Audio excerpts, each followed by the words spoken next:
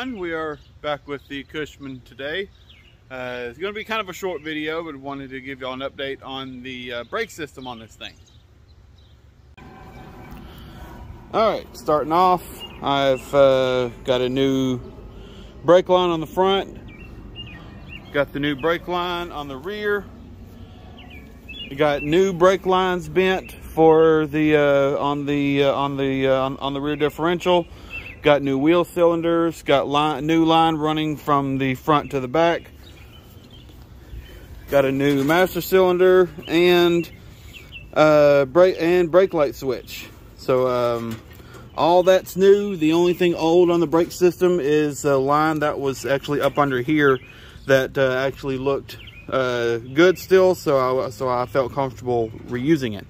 But I have not bled the system yet. I still need to bleed the system, get all the air out. But after that, the brakes should be good. Wanted to show y'all how the brakes on this thing go together. They're actually really simple. I know I'm reusing the old shoes because they do still have some decent life on them.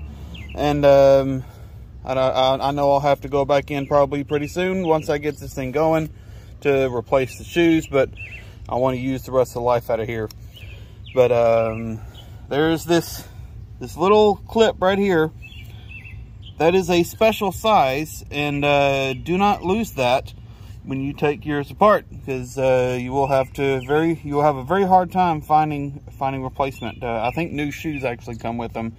But closest size I can find is, I want to say it's 5/8, but even that's not the proper size.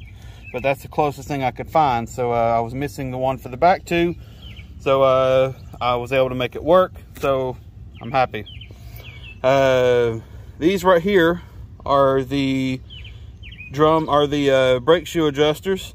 It adjusts the position in and out of the brake shoes and adjusts your brakes. I've got these adjusted in I believe properly.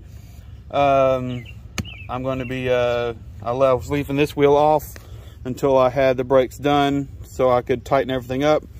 I replaced the seal right here, and I actually had to get new hubs because mine were super rusted on the gasket flange right here, and that was not going to seal. It would have leaked everywhere and would not have been good. And turns out one of my drums was actually bent.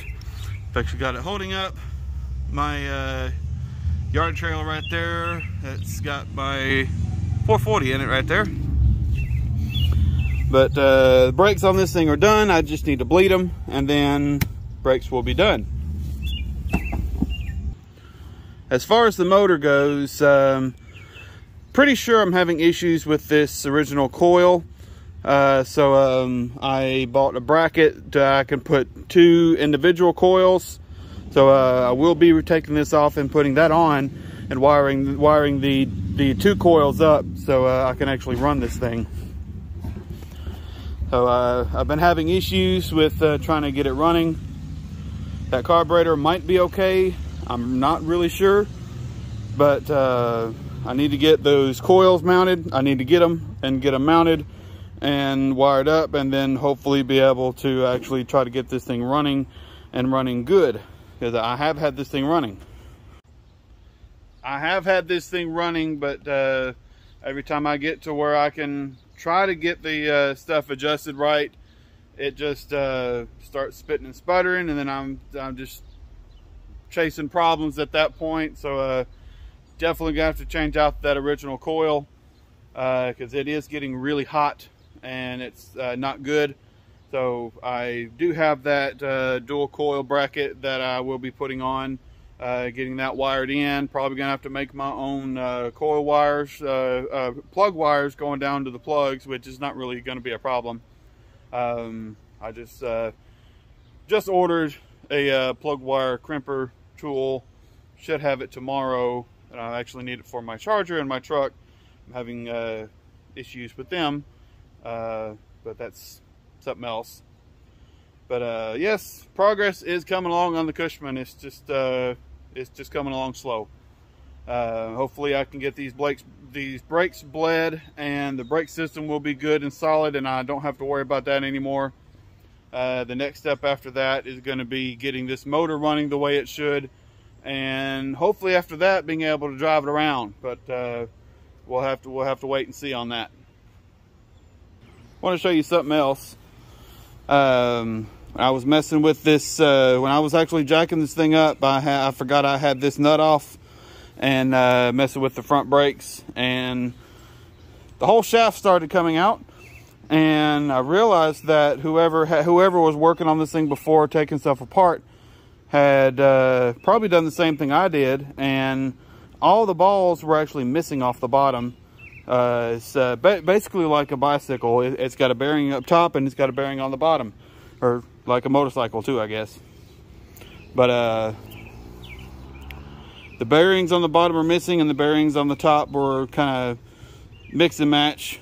But I found the right size. I found the right size on Amazon. Actually, I looked in my parts manual and found the right size, and was able to grease them up, put them in, and now I'm good. So I just need to, when I'm done taking this off, when I don't have to take this off anymore, I will be putting the steering mechanism and everything back on. It's still back here, right there. But with me taking this on and off so much, I did not want to have to keep putting that stuff on and off. So yeah, I'm definitely making progress. I haven't really thought about the headlight yet.